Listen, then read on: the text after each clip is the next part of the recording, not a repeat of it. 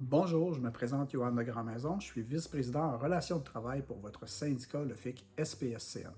Aujourd'hui, on a décidé de vous faire une petite capsule vidéo pour vous expliquer les structures de poste, considérant qu'on est en période d'affichage actuellement et que c'est une notion qui est souvent mal comprise et par l'employeur et par vous, les membres du syndicat. Donc, premièrement, on va retrouver les postes dits postes simples. Ces postes-là sont des structures de base qui vont constituer là, la majeure partie là, du centre d'activité dans lequel vous travaillez. On peut te donner un exemple, ça va être plus concret. Si on prend une personne qui va avoir un 7-14 à l'urgence de Chauveau sur un seul quart de travail et un seul centre d'activité, soit à l'urgence de Chauveau, on va dire que c'est un poste simple. Le poste rehaussé, qui est la deuxième catégorie de poste, va être un poste simple, comme le fameux 7-14 dont on parle, où il y aura des chiffres qui vont avoir été ajoutés, donc soit à la hauteur d'un 8, d'un 9 ou d'un 10-14.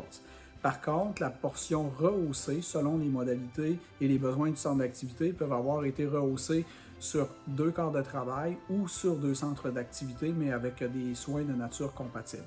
Donc, le poste de Chauveau pourrait soit être un jour-soir, mais seulement sur la portion rehaussée. Ça, c'est une nuance quand même assez importante.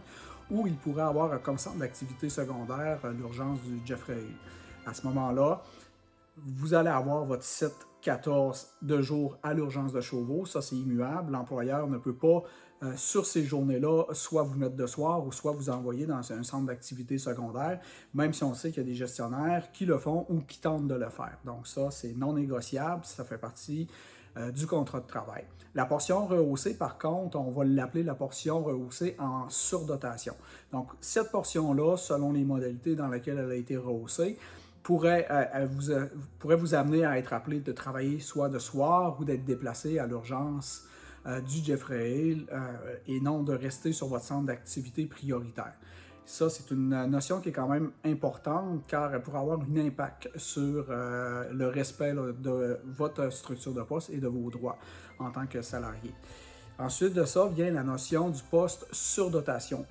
Nous, on l'appelle surdotation pure car il n'y a pas de structure de base, il n'y a pas de structure poste simple. Donc, ces postes-là, s'ils ont 2 centres d'activité ou 2 quarts de travail, ben, en tout temps dans l'horaire, ils peuvent être appelés à être travaillés soit de soir, soit de jour ou de nuit selon la structure, ou dans le centre d'activité secondaire, donc une journée à l'urgence de Chauveau, une journée à l'urgence du Jeffrey.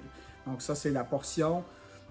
Le poste surdotation, mais ce n'est pas la même chose qu'un poste rehaussé avec une portion surdotation. Donc, la nuance, elle est très importante.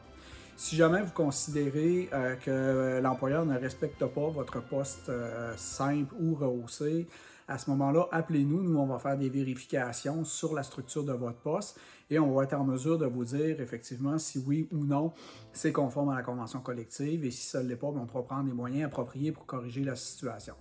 Si vous avez aussi des questions ou vous voulez avoir un petit peu plus d'explications sur les structures de poste, ben, vous pouvez prendre la convention collective locale, dite la petite convention, et c'est la matière 1. Donc, c'est quand même assez expliqué. On s'entend, c'est du texte un peu du droit du travail, c'est parfois un petit peu indigeste. Fait que si vous avez des questions par rapport à ça, n'hésitez pas là, à nous contacter. Donc, je vous souhaite une excellente fin de journée et je vous dis à la prochaine.